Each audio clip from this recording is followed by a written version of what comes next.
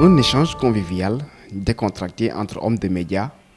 Au menu des discussions, le potentiel inépuisable du Sénégal et de son peuple. L'ancien directeur de la RTS vient à la rencontre de la direction de l'agence de presse sénégalaise.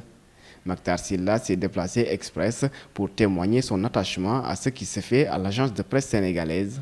Donc, je pense que lorsqu'on est dans un secteur, dans le même métier, lorsqu'on est également un contribuable sénégalais, je pense que je suis propriétaire de serait-ce que de un 20 millionième de l'APS.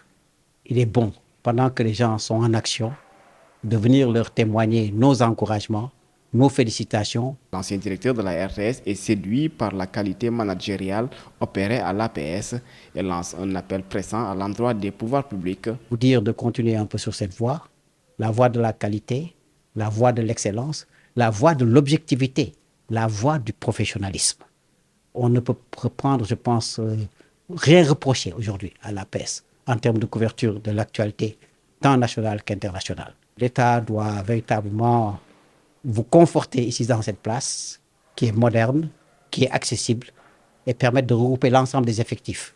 Parce que ce qu'on veut inculquer un esprit d'entreprise, un esprit d'équipe, il faut avoir toutes les forces en même temps. C'est comme dans une équipe de football. Vous ne pouvez pas avoir des gens sur le terrain, d'autres qui sont dans les vestiaires, d'autres qui sont chez eux, etc. Non.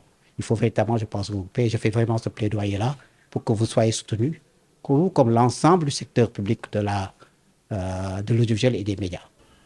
Très expérimenté et considéré comme une référence dans le secteur des médias, Mactar Sylla partage également quelques idées en termes de contribution pour l'expansion de l'agence. Vous projetez vers l'avenir.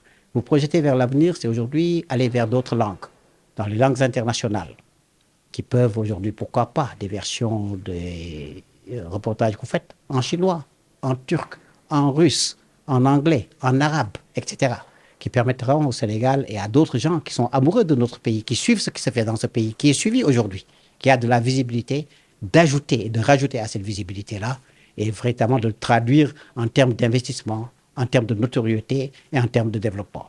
Il appelle notamment à un perfectionnement permanent de la ressource humaine pour continuer à répondre aux enjeux du secteur médiatique en mutation permanente.